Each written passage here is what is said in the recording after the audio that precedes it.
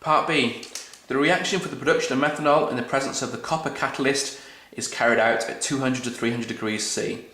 Explain why the use of the catalyst reduces energy demand and benefits the environment. Okay, so we're looking at sustainability, we're looking at environmental effects, and it's quite easy to be vague on these answers and then you don't get the marks. Okay, so thinking about what does the catalyst provide us, what benefits does it provide us in terms of the energy demand.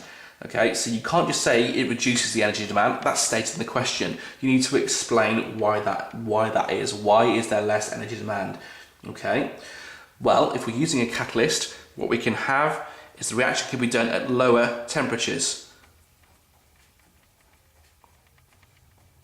Okay, that could get you one of the 2 marks. Lower temperatures means less fossil fuels are burnt. Are needed. Okay, that could be your 2nd mark. So just those 2 will get you the 2 marks. Or you could go down the CO2 route. Okay, so less fossil fuels are needed, therefore we get fewer CO2 emissions. Okay, what you want to avoid on these questions are references to harmful gases. Okay, that's what I mean by being too vague. You can't just talk about harmful gases. You can't refer to greenhouse gases. All right, you need to be a bit more specific. Okay, it's got to be, if you're referring to gases, it's got to be carbon dioxide that you're talking about. Carbon monoxide, NO, methane is irrelevant. Okay, they're looking for a reduction in CO2 emissions.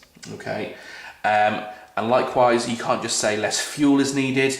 It's got to be referenced to fossil fuels. If you're looking for they're looking for the specificity in your answers in these ones. Okay, so not a massively demanding question, but if you're too vague with your answers, then you won't pick up both the marks, and quite a silly one then to lose.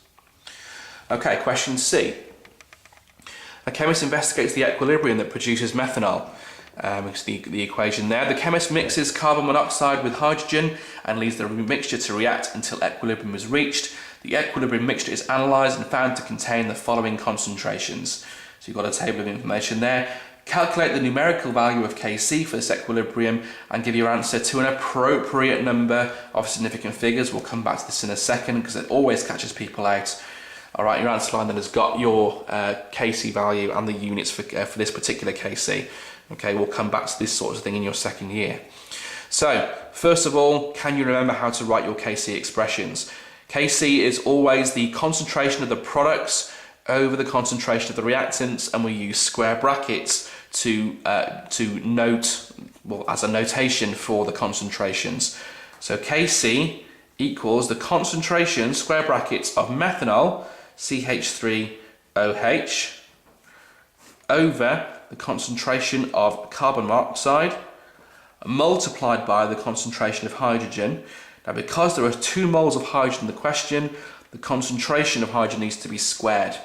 Okay, now that would get you your 1st mark. Even if you couldn't remember if you couldn't figure out how to do the calculation, if you remember how to do your expression, that got you your 1st mark. Now, what I remember seeing when I was marking your papers, a lot of people put a plus in between there. It is not plus, you're multiplying these 2 values. If you put a multiply sign in, you don't lose the mark. If you put a plus sign in there, that then does make it wrong, and it also makes the next part wrong as well because you worked through the calculation incorrectly, and you can't get any ECF for this one. They don't allow it, unfortunately. Okay, so if you get your expression wrong, the only ECF they'll allow is if you get it backwards, which many of you did, and frustratingly, a few people had remembered and written Kc equals reactants over products, products over reactants, and then wrote reactants over products in the actual expression, which is very frustrating. Okay, so there's your expression. Populate it now with your numbers. The concentration of methanol, 0.260, divided by the concentration of carbon monoxide, 0.310, multiplied by the concentration of hydrogen squared, 0.240 squared. Okay, likewise, so that or substitution with the correct numbers got you the 1st mark. Okay, work it all out then. Your answer should come out at, let's do this, 0.26 divided by, let's open the brackets, 0.31 multiplied by 0.24 squared, close the brackets, equals 14.5609319. Okay, now the question clearly says give your answer to an appropriate number of significant figures. Now this means you have to refer back to the values that are given to you in the question. Okay, all of these values are 3 significant figures. So your answer has got to be given to 3 significant figures. The appropriate number is the same as the number of significant figures of values given to you in the question.